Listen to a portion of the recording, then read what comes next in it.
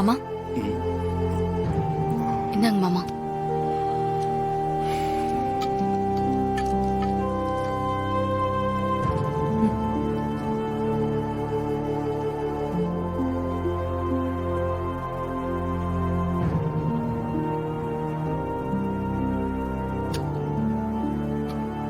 என்னம்மா நம்ம குடும்ப நிலவரம் எப்படி இருக்கு? குடும்ப நிலவரம் உங்களுக்கு தெரியாதா மாமா? என்ன மாமா சிரிக்கிறீங்க? பிருந்தா, இந்த உலகத்துல ஒரு பொம்பளைக்கு தான் குடும்பத்தை பத்தி தெரியற அளவுக்கு எந்த ஆம்பளைக்கும் தெரியறதே இல்ல. ஆனா தெரிஞ்ச மாதிரி தான் காட்டிப்போம்.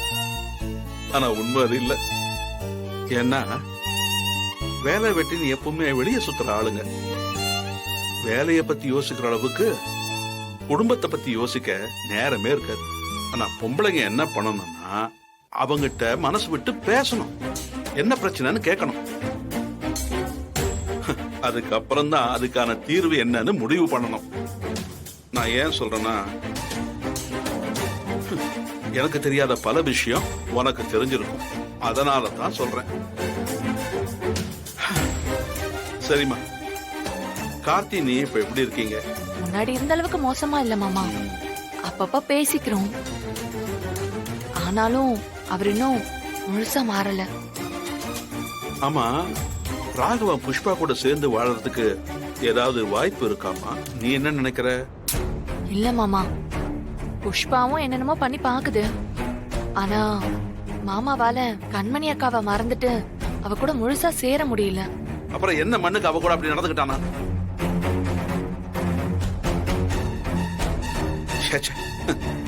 நினைச்சாலே வெறுப்பா இருக்குமா?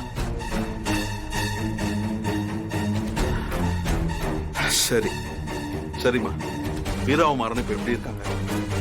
கிட்டதான் கேக்குறேன், சொல்லுமா. என்ன பொறுத்த வரைக்கும் இந்த வீட்ல இருக்கிற எல்லா பிரச்சனைக்கும் ஒரே தீர்வு மாறன் மாமாவும் வீராக்கவும் சேர்ந்து வாழ்றதா மாமா. அவங்க சேர்ந்துட்டாலே எல்லாம் சரியாயிடும். அவங்க ரெண்டு பேரோட ஒத்துமையில தான் நம்ம குடும்பத்தோட எதிர்காலமே இருக்கு. என் மனசுல இருக்கிறது அப்படியே சொல்றதுதா. எப்படியாவது அவங்க ரெண்டு பேரை சேர்த்து வைக்கணும். ஆனா அது எப்படின்னு தான் ஒன்னும் புரியல. மாறன் மாமா தயாரா தான் இருக்காரு, அக்கா தான் இறங்கி வர மாட்டேங்கிறா. அவ்வளவு காயம்பட்டிருக்கமா வீரா? வாழ வேண்டிய வயசுல அக்காவை பலி கொடுத்துட்டு இந்த குடும்பத்தை ஒத்தாளா நின்னு 7 வருஷம் காப்பாத்திருக்கா. அதெல்லாம் சின்ன விஷயம் இல்லம்மா. இதுக்கு ஒன்னும் குறைச்சல் இல்ல. இன்னும் எவ்வளவு நாளா இப்படியே இருக்க போறீங்க? புரியல. உனக்குதான் எதுவுமே புரியாதே. பெருசு எதை பத்தி சொல்லுது? டேய், நீயும் வீராவும் சேர்ந்து வாழறத பத்தி பேசுறா. அதுக்கு என்ன, சேர்ந்து வாழ்ந்துட்டு தானே இருக்கோம். இல்ல, நீங்க நினைக்கிற மாதிரி வாழ்றத மட்டும் வாழ்க்கை கிடையாது. 2 பேரும் ஒன்னா ஒரே வீட்டுல இருக்கோம்.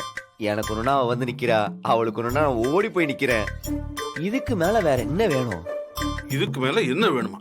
விட்டா பாரு, சும்மா பழைய பஞ்சாங்க மாதிரி பேசிக்கிட்டு இருக்க. நீ ஜெயிலுக்கு போறதுக்கு முன்னாடி வீராவும் நீ வாழ்ந்த வாழ்க்கை இருக்க, அந்த வாழ்க்கைய திரும்ப பார்க்கணும் போல ஆசையா இருக்குடா. ஒரு பக்கம் நீ ஒரு பெரிய தியாகி, இன்னொரு பக்கம் அவன் ஒரு பெரிய தியாகி. தியாகம் பண்றதுலதான் ஒருத்தர் போட்டி போடுறீங்களே தவிர சேர்ந்து வாழறத பத்தி யோசிக்கவே மாட்டேங்களா? என்ன பண்ண சொல்றீங்க? உங்க மருமகளை பத்தி உங்களுக்கு தெரியும்ல, அவ பிடிவாதத்தெல்லாம் யாராலையும் ஜெயிக்க முடியாது. டேய், முடியும்டா, உன்னால முடியும். நானும் அதுதான் ட்ரை பண்ணிக்கிட்டு இருக்கேன். என்னத்த ட்ரை பண்றியோ?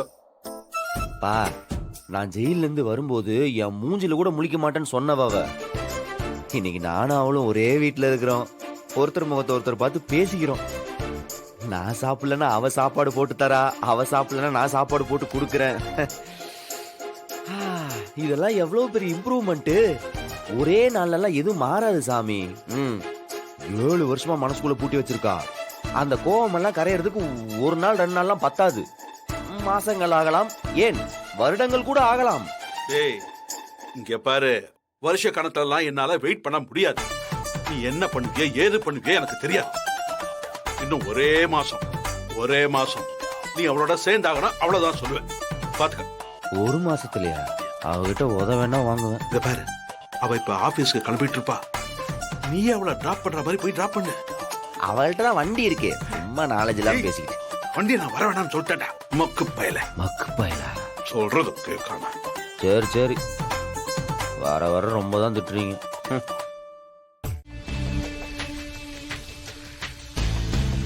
ஏய் புஷ்பா, என்ன பண்ற நீ? ஏன் பதற? உடம்பு முடியலன்னு சொன்னல, நீ போய் உட்காரு, நான் தோசை சுடுறேன். இல்லனா அக்கா என்னதான் திட்டும். நீ வா. பிருந்தா, எல்லாமே சரியாயிடுச்சு. எனக்கு நான் சுட்டு சாப்பிட்டாதான் பிடிக்கும். நீங்களாம் தோசைய முருகலா சுடுறீங்க. இல்லனா ரொம்ப அரை வேக்காடா. எனக்கு செட் ஆக மாட்டேங்குது. என் பக்குவத்துக்கு என் கையால நானே பண்ணிக்கிறேன். நீ போய் உட்காரு போ. பரவாயில்ல தான், நான் பண்றேன். நான் சுட்டுக்கிறேன்.